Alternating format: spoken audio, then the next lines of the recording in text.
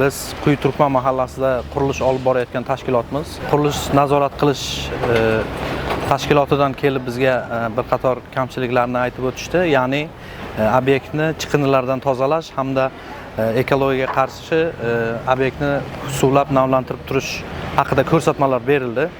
Biz hozir chiqindilarni chiqaryapmiz. 10 tonnadan ziyod chiqindilar chiqdi. Xudo xolasa ikkita mashinamiz ketgan hozir, qaytib kelgandan keyin qolganini ham ortib chiqarib yuboramiz. Bu holat qayta takrorlanmasligini oldini olishga harakat qilamiz. Xudo xolasa obyektimizda sun'iy namlantirish ishlarini ham olib boryapmiz. Suv sepib, changlanishlarni oldini olib, chiqish joyimizga karcher o'rnatganmiz. Har bir chiqayotgan, kirayotgan texnikalarni, katta texnikalarni yuvib, karcherlab, tozalab, shahar hududini ifloslantirmaslikni oldini olyapmiz. Shu havodan albatta o'zimiz ham nafas olamiz. Shuning uchun toza tutganimiz yaxshi. Hammaga tavsiya etamiz.